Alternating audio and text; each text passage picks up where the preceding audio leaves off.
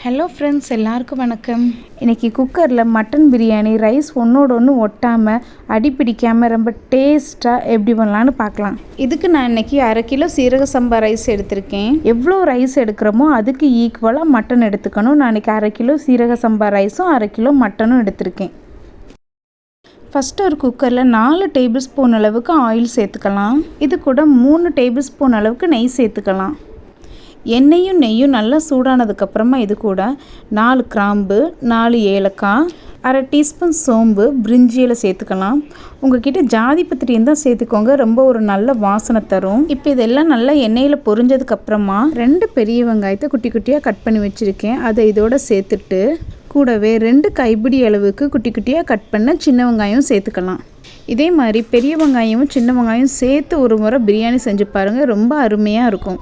தீயை மிதமான சூட்டில் வச்சு வெங்காயம் நல்லா பொன்னிறமாகிற வரைக்கும் வதக்கி விட்டுக்கலாம். லைட்டாக வெங்காயம் வதங்கினதுக்கப்புறமா இது கூட காரத்துக்கு பச்சை மிளகா சேர்த்துக்கலாம். பிரியாணிக்கு எப்போவுமே பச்சை மிளகாவோட ஃப்ளேவர் ரொம்ப ஒரு நல்ல டேஸ்ட் கொடுக்கும். அதனால் நான் இன்றைக்கி 3 பச்சை மிளகாவை நீளமாக கட் பண்ணி இது கூட சேர்த்துருக்கேன். வெங்காயம் பச்சை மிளகா ரெண்டும் நல்லா வதங்கினதுக்கப்புறமா இது கூட இஞ்சி பூண்டு விழுது சேர்த்துக்கலாம். இஞ்சி பூண்டோட ரேஷியோ எப்படி இருக்கணும்னு பார்த்தீங்கன்னா, இஞ்சியோட அளவு ஜாஸ்தியாகவும் பூண்டோட அளவு கம்மியாகவும் சேர்த்துக்கலாம். நான் இன்றைக்கி 50 கிராம் இஞ்சி, 25 கிராம் பூண்டு சேர்த்துருக்கேன்.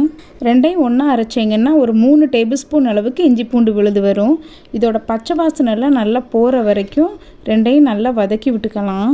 இது கூட இப்போ தக்காளி சேர்த்துக்கலாம். நான் இன்றைக்கி நல்லா பழுத்த தக்காளியை 2 மீடியம் சைஸ் தக்காளி சேர்த்துருக்கேன்.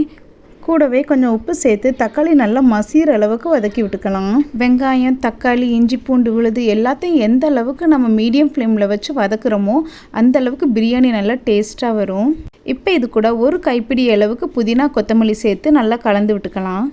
இப்போ இது கூட காரத்துக்கு தேவையான அளவுக்கு மிளகாய்த்தூள் சேர்த்துக்கலாம். நான் இன்றைக்கி 1 டேபிள் ஸ்பூன் அளவுக்கு மிளகாய்த்தூள் சேர்த்துருக்கேன். 1 டேபிள் ஸ்பூன் கொத்தமல்லி தூள், 1/4 டீஸ்பூன் மஞ்சள் தூள். இப்போ இது எல்லாத்தையும் நல்லா கலந்து விட்டுக்கலாம். இப்போ இது கூட 4 டேபிள் ஸ்பூன் அளவுக்கு தயிர் சேர்த்துக்கலாம். தயிர் சேர்த்து நல்லா கலந்து விட்டதுக்கப்புறமா இது கூட மட்டன் சேர்த்துக்கலாம். கடையில் மட்டன் வாங்கும்போது பிரியாணிக்குன்னு கேட்டு வாங்கினீங்கன்னா நல்லா பெரிய பெரிய பீஸாக தருவாங்க. அந்த மட்டன் பார்த்திங்கன்னா எலும்போடு இருக்கும். பிரியாணிக்கு அந்த மாதிரி எலும்போடு சேர்க்குற மட்டன் தான் ரொம்ப ஒரு நல்ல டேஸ்ட்டு கொடுக்கும். மட்டன் மேலே மசாலா நல்லா கோட் ஆகிற மாதிரி மட்டன் மசாலா ரெண்டையும் நல்லா கலந்து விட்டுக்கலாம். ரெண்டையும் நல்லா கலந்து விட்டதுக்கப்புறமா இது கூட மட்டன் வேகிறதுக்கு நாம் தண்ணி சேர்க்க போகிறோம். நான் இன்றைக்கி 1 கப் தண்ணி சேர்த்துக்கிறேன். தண்ணி சேர்த்து நல்லா கலந்து விட்டதுக்கப்புறமா லிட்டு போட்டு க்ளோஸ் பண்ணி வச்சிடலாம். மீடியம் ஃப்ளேமில் 5 விசில் வரட்டும். மட்டனை வேக வச்சதுக்கப்புறமா நம்ம அரிசியை ஊற வச்சிடலாம்.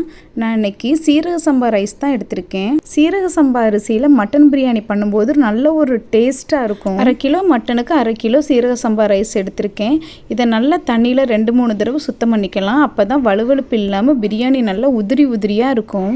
அரிசியை நல்லா சுத்தம் பண்ணிவிட்டு தண்ணி ஊற்றி 20 நிமிஷம் ஊற வச்சிடலாம். குக்கரில் இருக்க ப்ரெஷர் எல்லாம் ரிலீஸ் ஆகிடுச்சு. இப்போ ஓப்பன் பண்ணி பார்க்கலாம். மட்டன் எல்லாம் நல்லா வெந்துடுச்சு. இப்போ இது கூட ரைஸ் சேர்த்துக்கலாம்.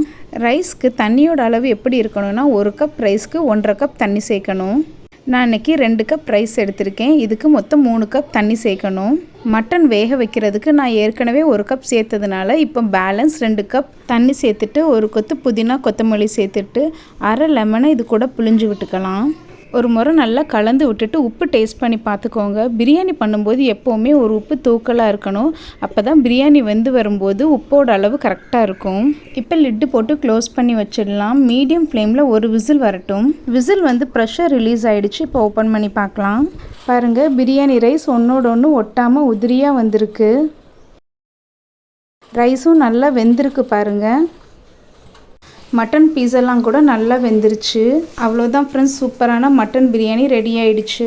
ஒரு முறை நீங்களும் உங்கள் வீட்டில் இதே மாதிரி பிரியாணி செஞ்சு பார்த்துட்டு எப்படி இருந்துன்னு மறக்காமல் கமெண்டில் சொல்லுங்கள். தேங்க்ஸ் ஃபார் வாட்சிங்.